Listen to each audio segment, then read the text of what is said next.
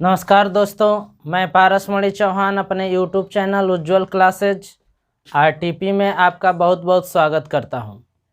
तो आज हम पढ़ने वाले हैं क्लास 11th का फिजिक्स और चैप्टर हम लोग पहुंच चुके हैं। सेकेंड चैप्टर में हम लोग पहुंच चुके हैं, जिस चैप्टर का नाम है मात्रक मापन तथा त्रुटि विश्लेषण। इससे पहले वाले लेक्चर में मैंने बताया था कि मात्रकों की 3 पद्धतियाँ हैं या मापन की 3 पद्धतियां प्रचलित थी, MKS, CGS और FPS। इसमें से जो MKS पद्धति है इसी को परिवर्तित किया गया, इसी को परिमार्जित किया गया, संशोधित किया गया और संशोधित करके जो नया सिस्टम बनाया गया वह नया सिस्टम कहलाता है मात्रकों की अंतर्राष्ट्रीय पद्धति। SI सिस्टम ऑफ यूनिट्स कही जाती है। यह जो सिस्टम है आजकल अंतर्राष्ट्रीय स्तर पर क्या है, मान्य है।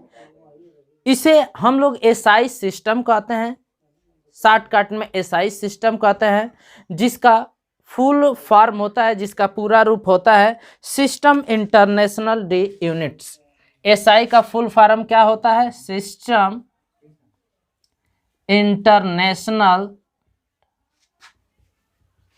इंटरनेशनल डी यूनिट्स, ये SI का फुल फॉर्म होता है। यह पद्धति 1971 के माप तौल का जो अंतर्राष्ट्रीय सम्मेलन हुआ था उसके बाद यह प्रकाश में आई थी। जब माप तौल का अंतर्राष्ट्रीय सम्मेलन हुआ 1971 ईस्वी में, तब जाकर यह पद्धति क्या हुई, प्रकाश में आई। यह पद्धति 10 की घातों पर आधारित होने के कारण काफ़ी सरल और सुविधाजनक है। SI पद्धति जो होती है वह तर्कसंगत पद्धति है और 10 की घातों पर आधारित है। इस पद्धति में 7 मूल मात्रक, मूल राशियां, 2 मूल मात्रक, 2 पूरक मात्रक को सम्मिलित किया गया है। अंतर्राष्ट्रीय पद्धति में 7 मूल राशियों को सम्मिलित किया गया है और 2 पूरक राशियों को सम्मिलित किया गया है, और 7 मूल मात्रकों को सम्मिलित किया गया है, 2 पूरक मात्रकों को, यानी कि कुल 9 राशियां सम्मिलित हैं इस पद्धति में और 9 मात्रक सम्मिलित है। कौन कौन है 7 मूल राशियां? कौन कौन है?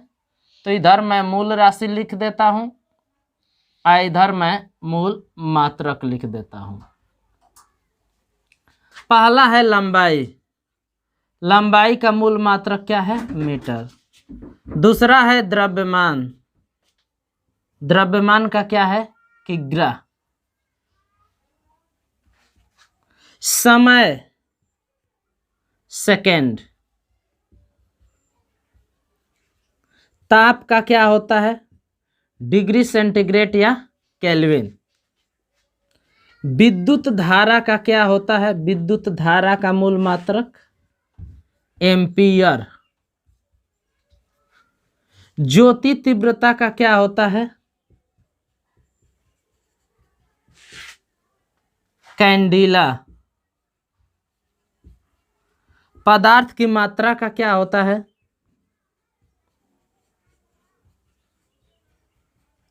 मोल होता है। तो इस तरह से ये 7 मूल राशियां हैं और इनके ये 7 मूल मात्रक है। अंतर्राष्ट्रीय पद्धति में मैंने बताया है कि 2 पूरक मात्रक और पूरक राशियों को सम्मिलित किया गया है। पूरक राशियां क्या होती हैं? तो ये ऐसी राशियां होती हैं जिनके मात्रक होते हैं, बीमा नहीं होती है। बीमा आप पढ़ेंगे अगले चैप्टर में। तो मैं आपको बता रहा हूं कि पूरक राशियां ऐसी राशियां होती हैं, इनकी मात्रक तो होते हैं लेकिन बीमा नहीं होती है। तो पहली पूरक राशियां, पूरक राशि, और इधर मैं लिख देता हूं इनका पूरक मात्रक। समतलीय कोण। समतलीय कोण, इसका मात्रक क्या होता है? रेडियन। और एक होता है घन कोण, जिसको हम ठोस कोण भी कहते हैं, ठोस कोण। इसका मात्रक क्या होता है? स्टेरेडियन। स्टेरेडियन। तो अंतर्राष्ट्रीय पद्धति में 7 मूल राशियां और 2 पूरक राशियां, 7 मूल मात्रक 2 पूरक मात्रक सम्मिलित किए गए हैं। यह पद्धति अंतर्राष्ट्रीय स्तर पर मान्य है। अब मैं आपको बताने जा रहा हूं कि जो लंबाई का मानक या मात्रक मीटर बनाया गया है, तो 1 मीटर कहते किसे हैं? 1 मीटर की परिभाषा क्या होगी? 1 किग्रा की परिभाषा क्या होगी? 1 सेकंड की परिभाषा क्या होगी?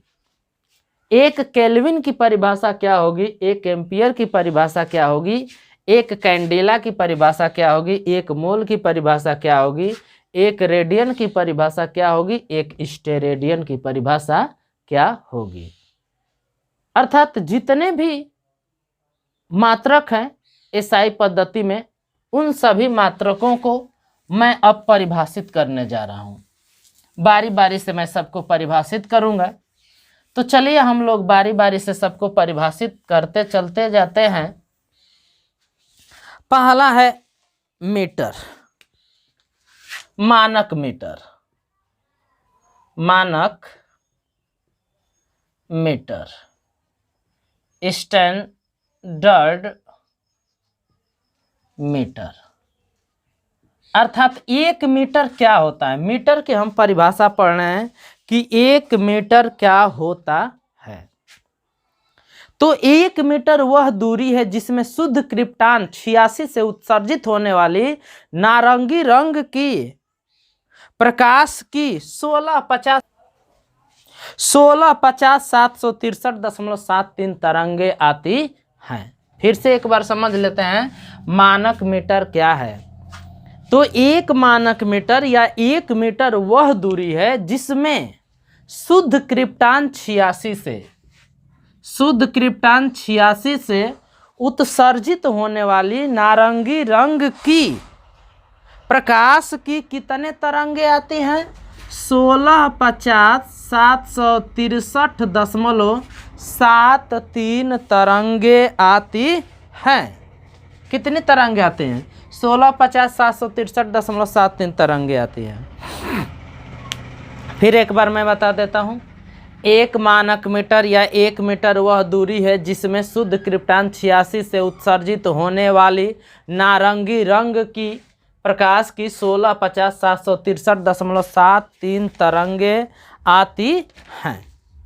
अब इसमें आप समझते होंगे मीटर यानी कि दूरी का बहुत मात्रक है, किलोमीटर है। तो किलोमीटर को मीटर में बदलते हैं तो क्या आता है? 10⁻³ मीटर होता है। 1 माइक्रोमीटर में कितना होता है? 10⁻⁻6 मीटर होता है। 1 मिलीमीटर बराबर क्या होता है? मिलीमीटर बराबर क्या होता है? तो 10⁻³ मीटर होता है। 1 एंगस्ट्रॉम बराबर क्या होता है? तो 10⁻10 मीटर होता है। इसी तरह से 1 फर्मी बराबर क्या होता है? तो 10⁻15। 1 फर्मी बराबर होता है 10⁻15 मीटर होता है। 1 एक्स मात्रक बराबर क्या होता है? 10⁻13 मीटर होता है। तो ये सब आप याद रखिएगा। 1 फर्मी बराबर 10⁻15 मीटर होता है। 1 एक्स मात्रक 10⁻13 मीटर होता है। 1 प्रकाश वर्ष बराबर क्या होता है? 1 लाइट ईयर बराबर कितना होता है? 10⁻16 मीटर। 1 लाइट ईयर बराबर कितना होता है? 10⁻16 मीटर लगभग होता है। ठीक है ना? तो ये सब आप मात्रक याद रखिएगा। अब आ जाते हैं अगला, किलोग्राम। मानक किलोग्राम या किलोग्राम।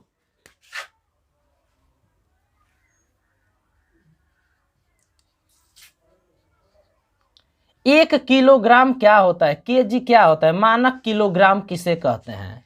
इसकी परिभाषा हम लोग पढ़ेंगे कि 1 किलोग्राम क्या होता है। अब एक बात समझ लीजिए, जो 1 मीटर की परिभाषा पढ़े हैं उसकी पुरानी परिभाषा भी है कि माप तौल के अंतर्राष्ट्रीय कार्यालय पेरिस के सेब्रे नामक स्थान में, यह माप तौल का अंतर्राष्ट्रीय कार्यालय कहाँ है? पेरिस के सेब्रे नामक स्थान पर है। तो पेरिस के सेब्रे नामक स्थान पर एक इरिडियम धातु की छड़ है, प्लेटिनम इरिडियम धातु की एक छड़ है जो 0 डिग्री सेंटीग्रेड पर रखी गई है। तो उस छड़ की जितनी लंबाई है, उस छड़ की लंबाई को ही हम 1 मीटर कहते हैं। तो परिभाषा फिर से क्या हो जाएगी? माप तौल के अंतर्राष्ट्रीय कार्यालय पेरिस के सेब्रे नामक स्थान पर प्लेटिनम इरिडियम धातु की छड़ जो 0 डिग्री सेंटीग्रेड पर रखी गई है, उसका जितना लंबाई है उसी लंबाई को ही हम 1 मीटर कहते हैं। अब 1 किलोग्राम किसे कहते हैं? तो बिल्कुल सेम परिभाषा हो जाएगी वैसा ही कि माप तौल के अंतर्राष्ट्रीय कार्यालय पेरिस के सेब्रे नामक स्थान पर प्लेटिनम इरिडियम धातु का एक गोल पिंड रखा हुआ है 0 डिग्री सेंटीग्रेड पर। तो उस पिंड का द्रव्यमान जितना है, उस पिंड के द्रव्यमान को ही हम 1 किलोग्राम कहते हैं। ठीक है। या फिर एक और परिभाषा है कि 4 डिग्री सेंटीग्रेड पर 1 लीटर जल के द्रव्यमान को ही हम क्या कहते हैं? 1 किलोग्राम कहते हैं। 1 किलोग्राम किसके बराबर होता है? तो सामान्य दाब पर 4 डिग्री सेंटीग्रेड पर 1 लीटर शुद्ध जल के द्रव्यमान को ही हम क्या कहते हैं? 1 किलोग्राम कहते हैं। अर्थात ये हुआ कि यदि 4 डिग्री सेंटीग्रेड यदि शुद्ध जल का ताप है और सामान्य दाब है, तो 1 लीटर जो जल का द्रव्यमान होता है वह 1 किलोग्राम होता है। अब इसी तरह से मानक सेकंड की परिभाषा पढ़ लिया जाए। मानक सेकंड होता क्या है? चाहे सेकंड क्या होता है, 1 सेकंड क्या होता है, ये हम लोग पढ़ लेते हैं।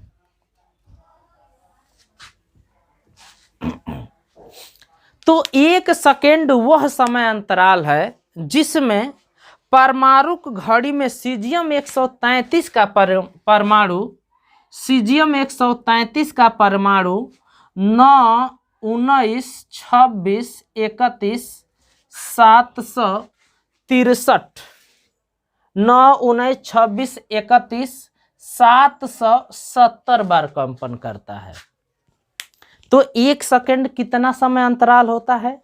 तो 1 सेकंड वह सूक्ष्म समय अंतराल है, वह समय अंतराल है जिसमें परमाणु घड़ी में सीजियम 133 का परमाणु 9, 19, 26, 31, 770 बार कंपन करता है। अर्थात ये हुआ कि परमाणु घड़ी में, जो परमाणु घड़ी है उसमें सीजियम 133 का परमाणु जितने समय में इतनी बार कंपन कर लेता है, उतने समय अंतराल को ही हम लोगों ने क्या नाम दिया है? 1 सेकंड। अर्थात 1 सेकंड में परमाणु घड़ी में सीजियम 133 का परमाणु कितनी बार कंपन कर लेता है? 9, 19, 26, 31, 770 बार कंपन कर लेता है। ठीक है।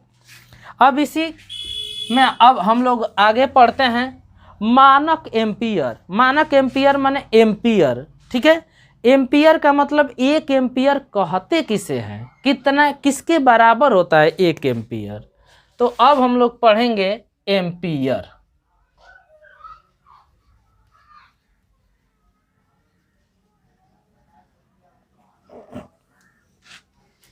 तो एम्पियर किसे कहते हैं?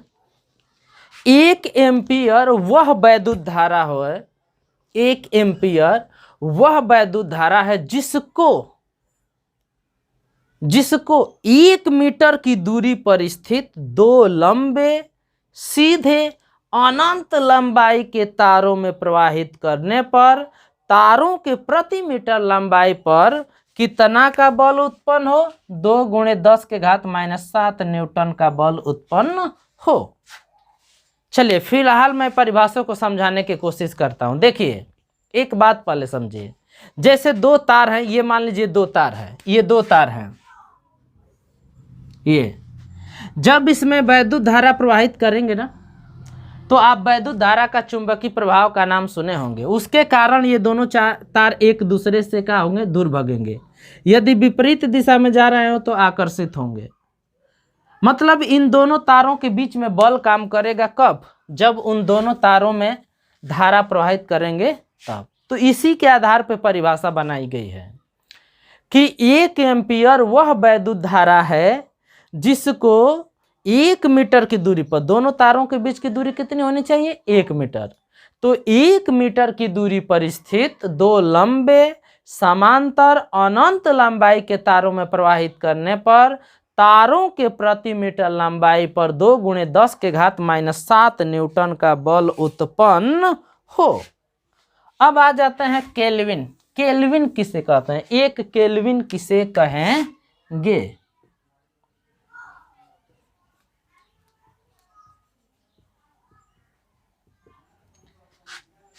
केल्विन समझ लीजिए कि 1 केल्विन किसे कहते हैं। तो 1 केल्विन जल के त्रिक बिंदु के उष्मागतिक ताप का 1/273.16 भाग के क्या होता है, बराबर होता है। 1 केल्विन ताप किसके बराबर होता है, तो 1 केल्विन ताप जल के त्रिक बिंदु के उष्मागतिक ताप का 1/273.16 भाग के बराबर होता है। अर्थात जल के त्रिक बिंदु के उष्मागतिक ताप का 1/273.16 भाग को हम 1 केल्विन कहते हैं। अब आ जाते हैं कैंडेला। कैंडेला क्या होता है, यानी कि कैंडिला।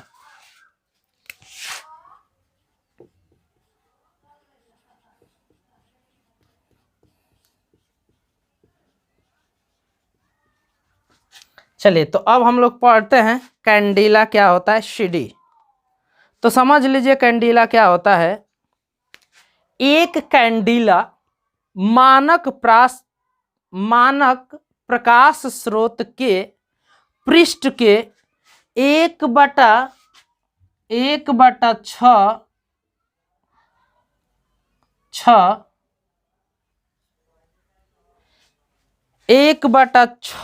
लाख मीटर स्क्वायर क्षेत्रफल के 1/6 लाख मीटर स्क्वायर क्षेत्रफल के पृष्ठ के लंबवत दिशा में ज्योति तीव्रता है, जबकि कृष्णिका का ताप यानी मानक स्रोत का ताप प्लेटिनम के गलनांक के क्या हो, बराबर हो।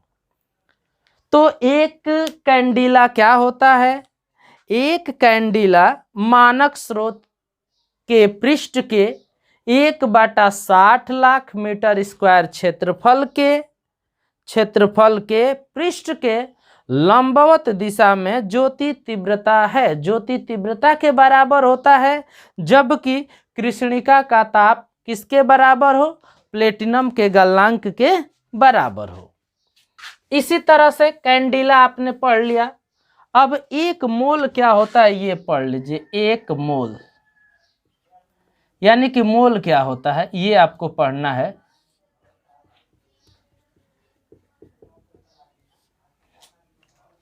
मोल के बारे में पढ़ लीजिए। 1 मोल किसी पदार्थ की वह मात्रा है जिसमें उस पदार्थ के उतने ही अणु होते हैं जितने की कार्बन 12 के 12 ग्राम में परमाणुओं की संख्या होती है। 1 मोल किसी पदार्थ की वह मात्रा होती है जिसमें उस पदार्थ के उतने ही अवयव होते हैं जितने की कार्बन 12 के 12 ग्राम में परमाणुओं की संख्या होती है। 1 मोल किसके बराबर होता है, तो 1 मोल पदार्थ की वह मात्रा है जिसमें उस पदार्थ के उतने ही अणु होते हैं जितने की कार्बन 12 के 12 ग्राम में परमाणु होते हैं। अब हम लोग पढ़ लेते हैं 1 रेडियन क्या होता है। 1 रेडियन,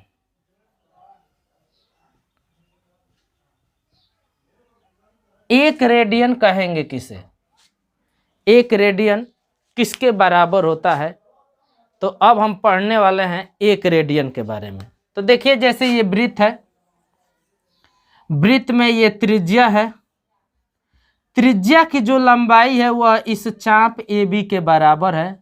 तो चाप द्वारा जो केंद्र पर बनाया गया कोण होगा वह 1 रेडियन होगा। रेडियन का प्रतीक C होता है।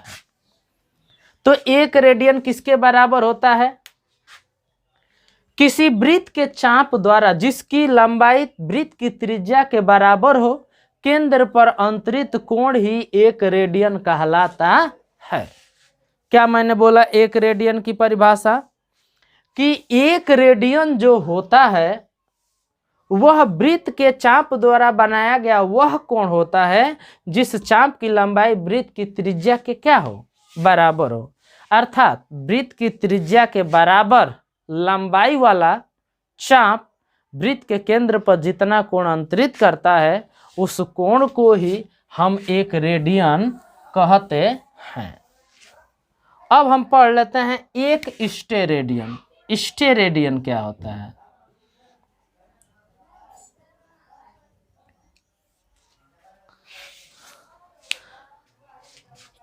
तो 1 स्टेरेडियन वह घन कोण है जो किसी गोले के पृष्ठ के उस भाग द्वारा बनाया जाता है जिस भाग का क्षेत्रफल वृत्त की त्रिज्या के वर्ग के बराबर हो।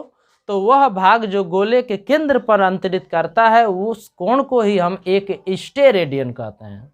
1 स्टेरेडियन वह घन कोण है जो किसी गोले के उस भाग द्वारा अंतरित होता है जिस भाग का क्षेत्रफल गोले की त्रिज्या के वर्ग के बराबर हो।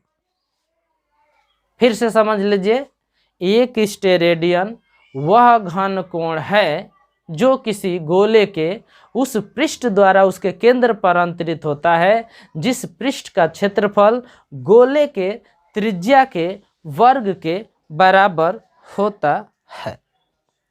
अब हम लोग पढ़ने वाले हैं माप में त्रुटि। आगे हम लोग पढ़ने वाले हैं माप में त्रुटि।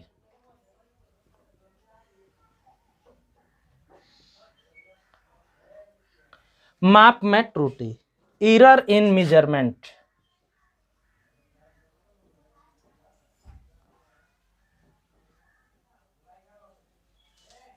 एरर इन मेजरमेंट, माप में त्रुटि क्या होती है? तो किसी माप में जितनी अनिश्चितता होती है उसे हम लोग त्रुटि बोलते हैं। किसी माप में हुई अनिश्चितता को ही हम त्रुटि कहते हैं। चाहे किसी भौतिक राशि में के वास्तविक मान और प्रेक्षित मान के अंतर को त्रुटि कहते हैं। यानी त्रुटि बराबर क्या हो जाएगा? त्रुटि बराबर हो जाएगा वास्तविक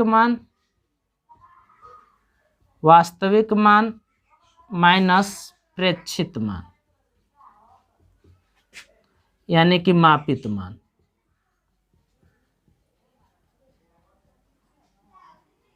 तो फिर एक बार समझ लीजिए, त्रुटि किसे कहते हैं?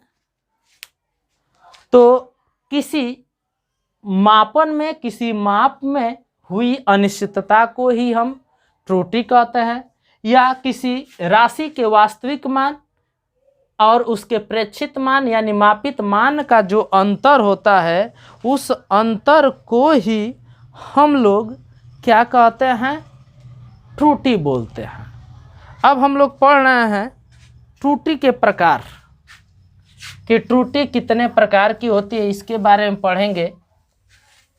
तो चलिए हम लोग सबसे पहले पढ़ते हैं एक बात, निरपेक्ष त्रुटि क्या होती है? निरपेक्ष त्रुटि, एब्सोल्यूट एरर। एब्सोल्यूट एरर क्या होता है? निरपेक्ष त्रुटि किसे कहते हैं? किसी मापित राशि के वास्तविक मान तथा प्रेक्षित मान के अंतर को, किसी मापित राशि के वास्तविक मान तथा उसके प्रेक्षित मान का जो अंतर होता है उस अंतर को ही हम निरपेक्ष त्रुटि कहते हैं। अर्थात निरपेक्ष त्रुटि बराबर क्या हो जाएगा, निरपेक्ष त्रुटि बराबर हो जाएगा वास्तविक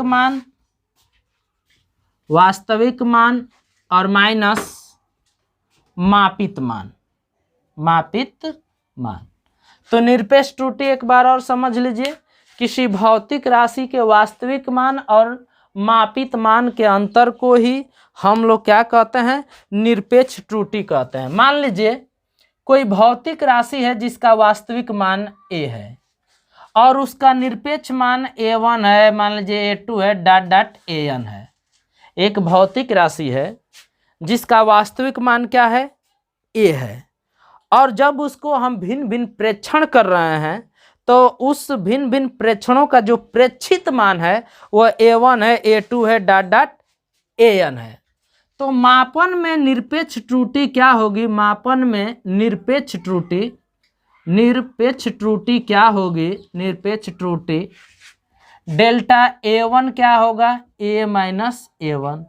ऐसे ही डेल्टा a2 का मतलब दूसरे माप में निरपेक्ष त्रुटि, डेल्टा a1 का मतलब पहले माप में निरपेक्ष त्रुटि। तो क्या होगा, वास्तविक माइनस दूसरा प्रेक्षित मान। वैसे ही डेल्टा a3 माने तीसरे मापित मान में निरपेक्ष त्रुटि। तो क्या होगा, वास्तविक मान माइनस उसका मापित मान। ऐसे ही n के लिए भी निकाल सकते हैं, डेल्टा an बराबर क्या होगा, a माइनस an। तो अब आपने समझा कि निरपेक्ष त्रुटि क्या होती है। इसके बाद हम लोग समझ लेते हैं कि औसत या माध्य त्रुटि क्या होती है। औसत या माध्य निरपेक्ष त्रुटि क्या होती है, माध्य निरपेक्ष त्रुटि।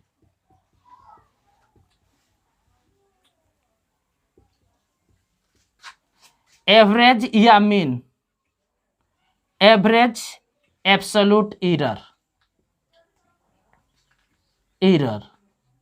एक बात समझ लीजिए, औसत या माध्य निरपेक्ष त्रुटि क्या होती है। इसका नाम है, देखिए निरपेक्ष त्रुटि, या इधर लग गया है माध्य या औसत।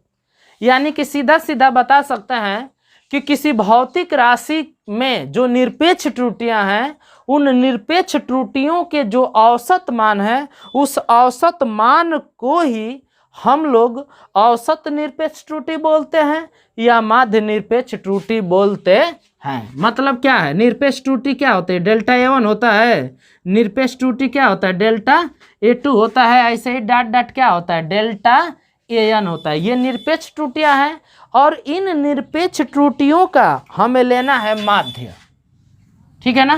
तो माध्य माने जितने नंबर हैं उससे डिवाइड कर देंगे। तो यह जो औसत है, जो माध्य है, उसे ही हम बोलते हैं औसत या माध्य निरपेक्ष त्रुटि। अब ये माड में होना चाहिए।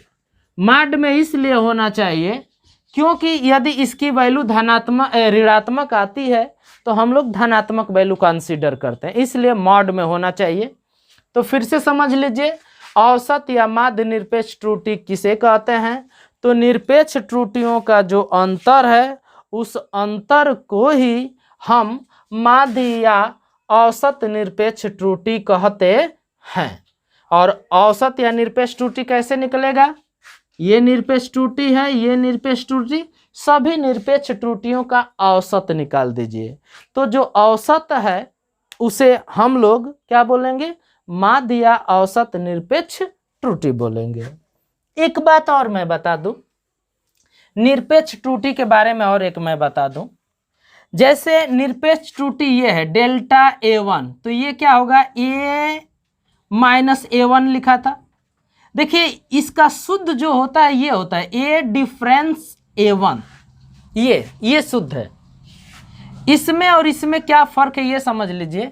इसका मतलब ये है कि निरपेक्ष त्रुटि में यदि a बड़ा होगा तो a में से a1 घटाएंगे और a1 बड़ा होगा तो a1 में से a घटाएंगे, यानी सीधा सीधा ये समझ लीजिए a माइनस a1 ये निरपेक्ष त्रुटि कहेगी। माड a माइनस a1 निरपेक्ष त्रुटि कही जाएगी। माड लगा देने से ये होगा कि निरपेक्ष त्रुटि में हम लोग केवल धनात्मक वैल्यू ही कंसीडर करेंगे, अर्थात बड़ी राशि में से छोटी राशि को ही हम क्या करेंगे, घटाएंगे। यह बात ध्यान देना है निरपेक्ष त्रुटि के लिए। अब आ जाते हैं सापेक्ष या भिन्नात्मक त्रुटि क्या होती है। सापेक्ष या भिन्नात्मक त्रुटि,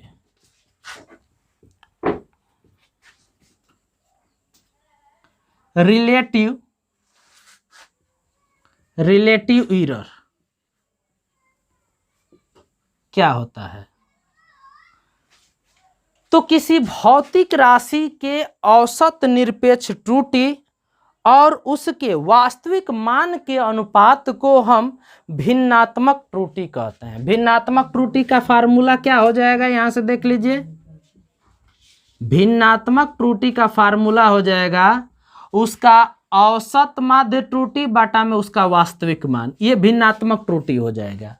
तो भिन्नात्मक त्रुटि का फार्मूला क्या हो जाएगा, किसी भौतिक राशि के माध्य औसत त्रुटि और उसके वास्तविक मान का जो अनुपात होता है उस अनुपात को ही हम भिन्नात्मक त्रुटि कहते हैं। इसके बाद आता है प्रतिशत त्रुटि क्या होता है। प्रतिशत त्रुटि,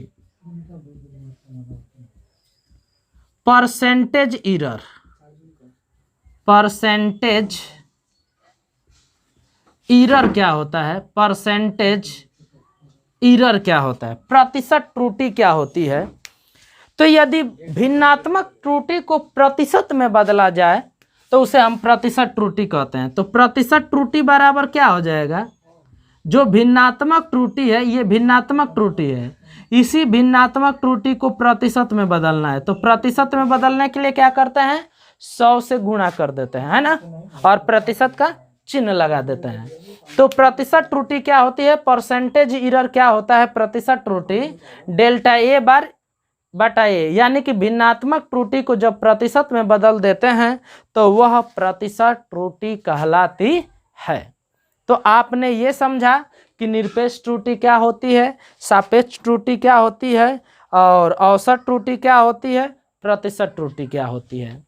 तो बस आज के इस लेक्चर में यहीं तक।